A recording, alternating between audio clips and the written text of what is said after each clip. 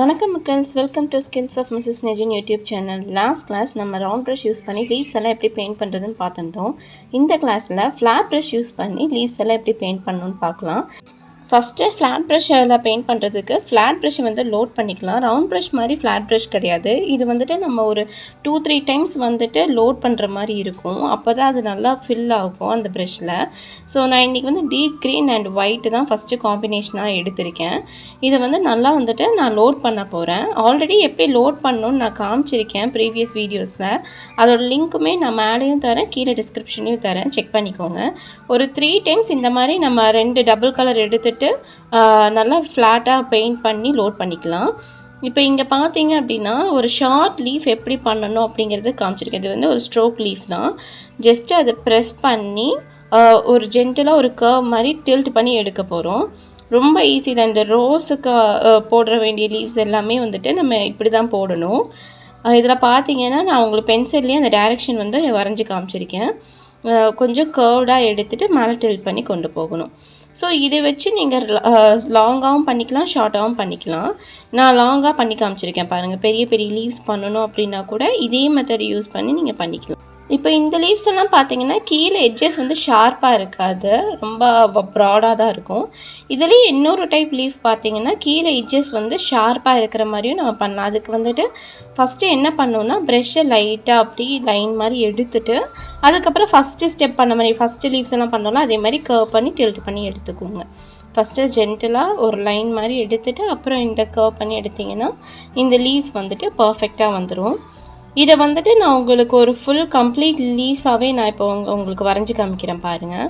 First நடுவில் இருக்கிற line draw பண்ணிவிட்டு சைட் லீவ்ஸ் எல்லாம் வரைஞ்சி காட்டுறேன். ஸோ இது வந்துட்டு எப்படி அப்ளை ஆகுது அப்படிங்கிறது உங்களுக்கு ஐடியா இருக்கும்.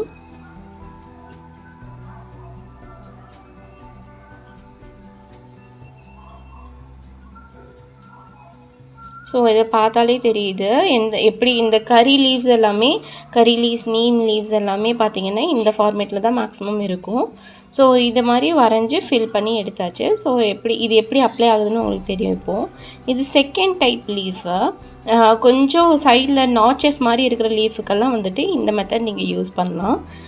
ஒரு குட்டி குட்டியாக கர்வ்ஸு, அப்புறம் வந்துட்டு லாஸ்ட்டாக வந்துட்டு ஒரு ஷார்ப் பெட்டல் மாதிரி போட்டுட்டு இதை கம்ப்ளீட் பண்ணிக்க போகிறேன். நடுவில் வந்துட்டு ஸ்பேஸ் இருந்துச்சு அப்படின்னா லாஸ்ட்டாக அது இந்த மாதிரி ஃபில் பண்ணிக்கோங்க. ஸோ இது இன்னொருக்கா உங்களுக்கு செஞ்சு காமிக்கிறேன். 2 கர்வ், ரொம்ப ப்ரெஸ் பண்ணாதீங்க, லைட்டாக ப்ரெஸ் பண்ணி 2 கர்வ், அப்புறம் ஷார்ப் அண்ட் கர்வ்டாக ஒரு பெட்டல் மாதிரி போட்டுட்டு திருப்பியும் ஆப்போசிட் சைடில் அதே மாதிரி 2 கர்வ் நடுவில் ஃபில் பண்ணி விட்டுக்கலாம். இன்னொன்று, இந்த லீவ்ஸுக்கு நான் யூஸ் பண்ணியிருக்க காம்பினேஷன் வந்துட்டு டீப் க்ரீன் வித் ஒயிட் கிடையாது, டீப் க்ரீன் வித் எல்லோ. அதை நான் உங்களுக்கு காமிக்கிறதுக்கு மிஸ் பண்ணிட்டேன். நானும் இப்போ தான் கவனித்தேன். ஸோ அது வந்துட்டு டீப் க்ரீன் வித் எல்லோ தான். ஒயிட்டுக்கு பதிலாக எல்லோ வச்சு நான் லோட் பண்ணி எடுத்திருக்கேன். இப்போ அதே மாதிரி லீஃபு சைட்ஸில் வந்துட்டு நிறைய கர்வ்ஸ், ஃபார் எக்ஸாம்பிள் பார்த்திங்கன்னா நம்ம லோட்டஸ்க்கெல்லாம் எவ்வளோ கர்வ்ஸ் இருக்கும், மேங்கோ லீவ்ஸ்க்கும் நிறைய கர்வ்ஸ் இருக்கும். ஸோ அந்த மாதிரி கர்வுக்கு இந்த மாதிரி பேட்டர்ன் யூஸ் பண்ணிக்கலாம்.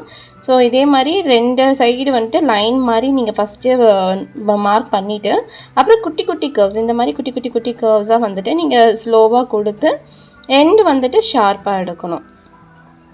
ஸோ இதை நான் இன்னொருக்கா கூட உங்களுக்கு செஞ்சு காமிக்கிறேன்.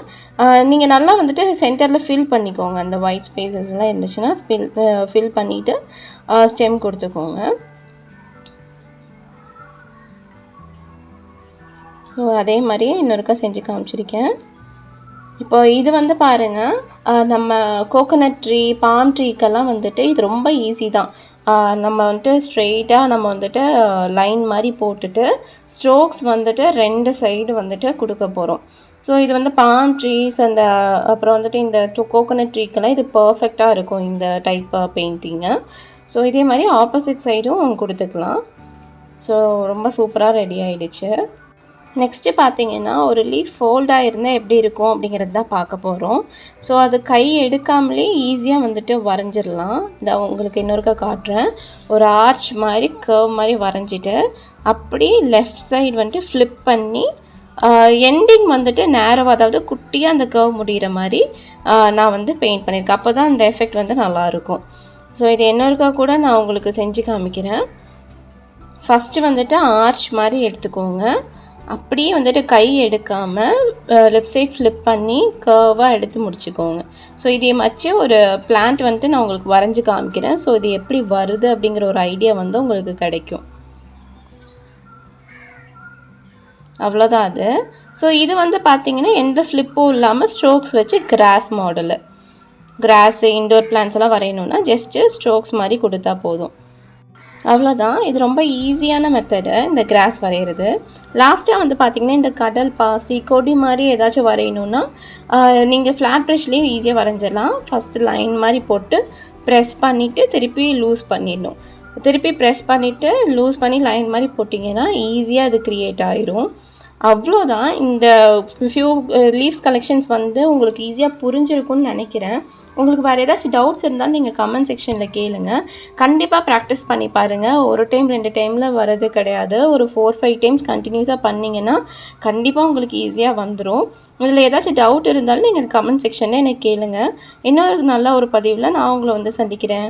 பாய்.